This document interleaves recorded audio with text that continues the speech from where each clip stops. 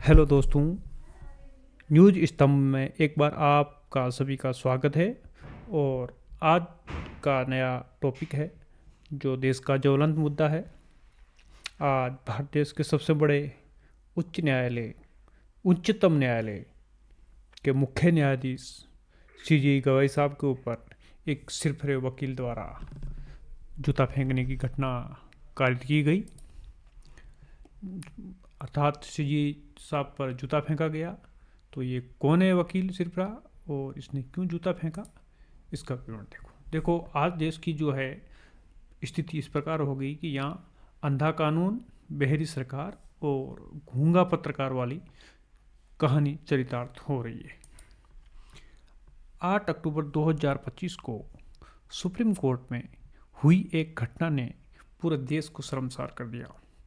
इस घटना का पूरा विवरण इस प्रकार है कि एक 71 ईयर्स ओल्ड 71 वर्षीय वकील राकेश कुमार किशोर नाम था, जिसने मुख्य न्यायाधीश सीजीआई बीआर गवई पर जूता फेंकने की कोशिश की।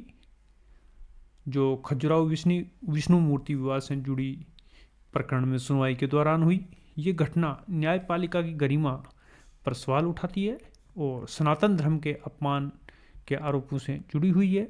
नीचे घटना का क्रमबद्ध विवरण, कारण, प्रतिक्रियाएं और अपडेट दिए गए हैं।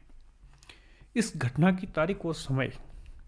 ये घटना 6 अक्टूबर 2025 सुबह करीब 11:35 में। स्थान घटना का सुप्रीम कोर्ट का कोर्ट रूम नंबर 1, जहां CJI chief justice of India BR Gavai की बेंच प्रकरण में सुनवाई कर रही थी। क्या हुआ?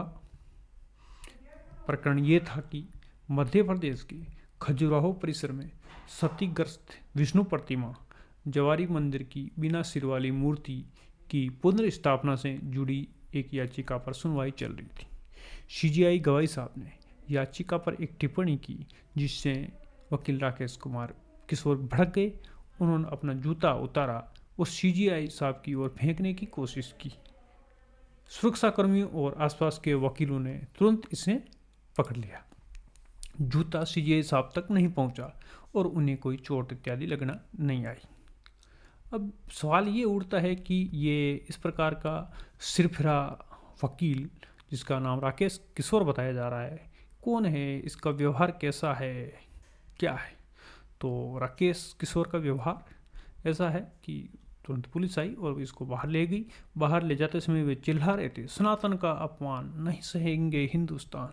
पुलिस ने उन्हें हिरासत में लिया औपचारिकताएं पूर्ण करने के लिए और 3 घंटे की सामान्य पूछताछ की। आखिर एक सिरफिरा वकील राकेश किशोर कौन है? राकेश किशोर, जिसकी उम्र 71 वर्ष, पेशा वकील। यद्यपि कोई जाना माना वकील नहीं, केवल मात्र रजिस्ट्रेशन कराया हुआ था, ज़्यादा पैरवी इत्यादि किया हुआ नहीं है, लेकिन अपने आप को सनातनी बताने वाला एक सिरफिरा वकील। पुलिस द्वारा गहनता से पूछताछ करने पर कई राज उगल सकता है, परंतु ऐसा होगा नहीं। इस देश में जिसका राज है उसका आज है, वाली कहावत बिल्कुल फिट बैठती है।